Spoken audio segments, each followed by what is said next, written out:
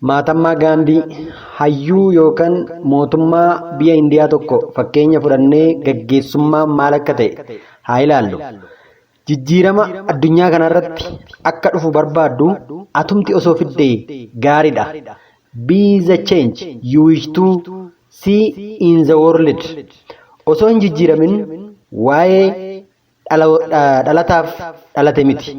Dhalachuu waan qabnuuf dhalate.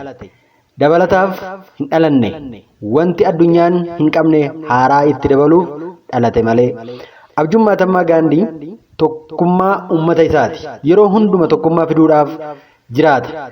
Nyaanni isaa, dhugaatiin isaa, hundumti isaa waa'ee tokkummaa irratti kan xiyyeeffatedha. Gaggeessaan biyya jijjiiruuf hojjetu gaggeessa xiyyeeffataa jedhama. Gaggeessaan ofii isaa jijjiiruuf hojjetu gaggeessaa sirreeffataa jedhama. Haala ilaalee waa'ee dhuma ofii isaa sirreeffachuu yaada.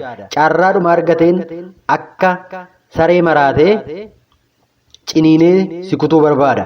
Gaggeessaa jireenya dhuunfaa isaa tumsuuf haala sirreeffatu osoo hin taane itti gaafatamummaa harka isaa keessa jiru irratti nama xiyyeeffatu gaggeessaa jijjiiramaa jedhama. Mahatmaa Gaandiin gaggeessaa hojii irratti xiyyeeffatudha.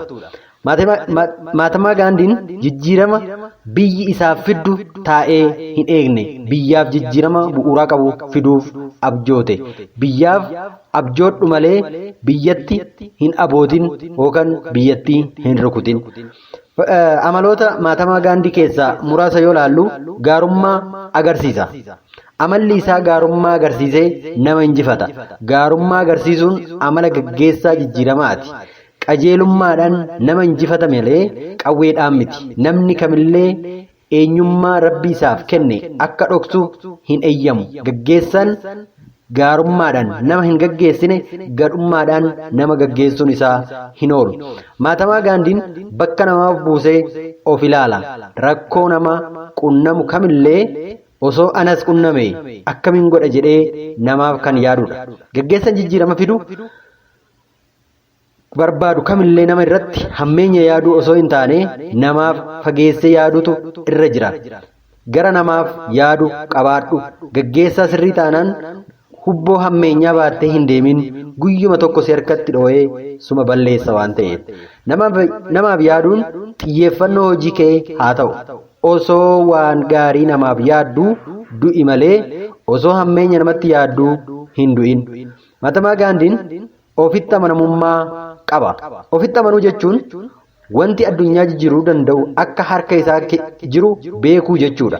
Gaggeessaan bara keenyaa baay'een isaa ofii isaa hin amanu. Maaliif?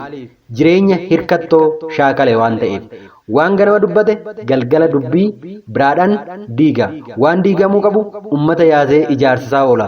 Waan ijaaramuu qabu uummata yaasee diigaa oola.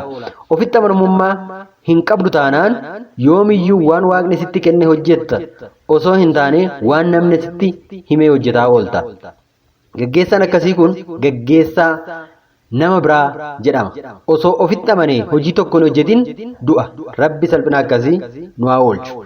Mahatmaa Gaandiin gaggeessaa ofitti amanamummaa guddaa qabu ture.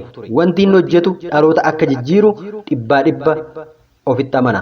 Mahatmaa Gaandiin dhugaa adda baasee beeka.